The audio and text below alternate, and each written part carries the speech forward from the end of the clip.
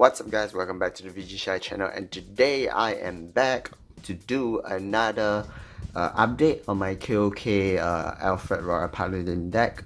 So I've seen some viewers commented on my videos for when I posted the deck fight against Nova Grapplers when I used my Royal Paladin deck. So they asked if I could do a deck profile on this deck recipe on my Royal Paladin and see where I run in deck.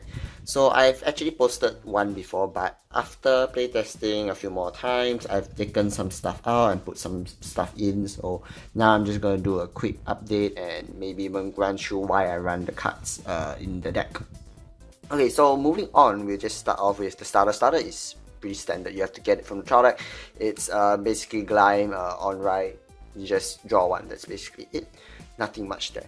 Okay, so for grade 3, some people run more than 8 grade 3s, but I run 8. I feel that it is the best, but some might disagree with me. So basically, I run 3 KOK Alfred, skill next Alfred.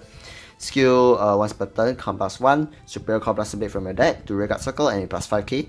The second skill is if you have a Blaster Blade on your field, on your turn, continuous, this unit gains 10k, so it's 23k attacker. So it's really good. You don't have to put a force marker on your Vanguard if you don't want to, because it's already, if your Vanguard is KOK Alfred, you are already 23k based on your turn.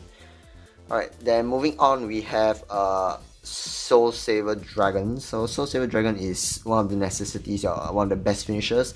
The only thing about this deck that I really hate is that there is no pressure in terms of crits.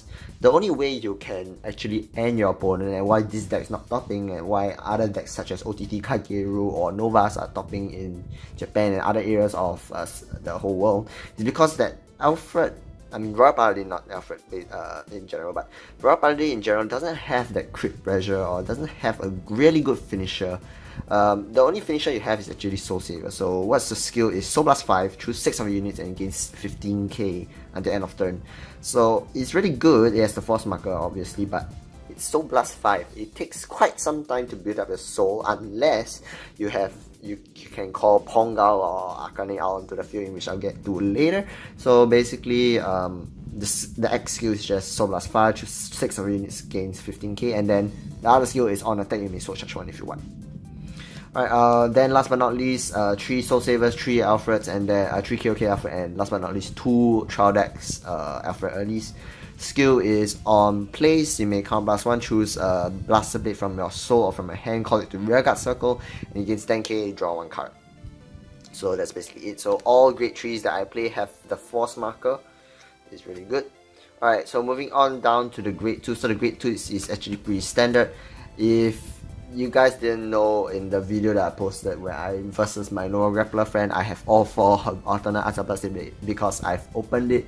I didn't post it in the channel because I felt that I posted 3 decks, 3 openings, box openings already, and I didn't want to post more because it just seemed repetitive. But basically 4 Blaster Blades, as you can see, all different alternate arts, 2 from the trial decks, so this one, and then 1 from the box, the original rare for Blaster Blade, and then the IMR Blaster Blade right here. So this I got from 3 packs, this I got from 1 box, and the other 2 are just trial decks foil. So obviously you need your Bunshin, your Avatar in the deck. Moving on, we have 4 Arcanes. So yes, 4 Arcanes is very necessary because you have to call out Pongal. So on place, Vanguard, Rearguard, count +1, choose search your deck for a Pongal, call it to Rearguard Circle, and then when this unit is boosted by High Beast, it gains 3k. It's quite good. So 4 of it, obviously. And the bad thing about this deck is just because it doesn't have any Counter Blast, which I'll get onto later, and why I run some cards that doesn't require Counter Blast. So okay, moving on, we have 2 Jargon. So trial that card also. If you have 3 or more Rare Guards, it gains 5k when attacking. So it's good. 15k beat stick for most clans. So let's just say you call booster behind, it's still 15. It's 15k +8 probably. It hits magic numbers. It's 23k. So against force clans like Kagero, it's 23k. So just a 15k card. So 2 Jargons. 2 Conjurer of Mithril. Okay, some people run 4 or even more, or 3 or 4, but I run 2 only. Okay, so in my previous deck review I run 4, but then after playtesting I just realized that it doesn't make any sense because Counterblast 1, Soul Blast 1 and Superior Calling a Grade 2, which is a skill, is just too costly for this deck. Because the deck needs Counterblast, obviously, because KOK Alfred and Akane and other, and it doesn't really have any counter charging power. That's the problem with this deck. All other decks, right, such as Nova Grappler, they have a counter charging power with Boomerang Thrower or their Vanguard. When on hit, it counter charge 1 1 unit plus 5k. Even the Kagero has counter charger, and even OTT has counter charger, but for Royal Paladin there's just no counter charger, so it's really bad. The only way you can get counter charge is just basically heal triggers. So I only run 2 Jargon plus. It's just a 9k base and a 5k shield value, so 2 is the best after playtesting. And then last but not least, I run 2 vanilla 10k Galatine. Reason why I run is the shield value, and then it's 10k base. Even though it doesn't have any skill, but it's a really good interceptor or a really good guard, I would say, because of the 10k shield. So 2. Alright, moving on to the grade 1. So the grade 1s, as I said, I'll explain to you why I run this. So 4 Marons only. Okay, I don't run what is that stupid card? Not stupid card, but the trial deck one. The trial deck card, which is almost the same skill as Maron.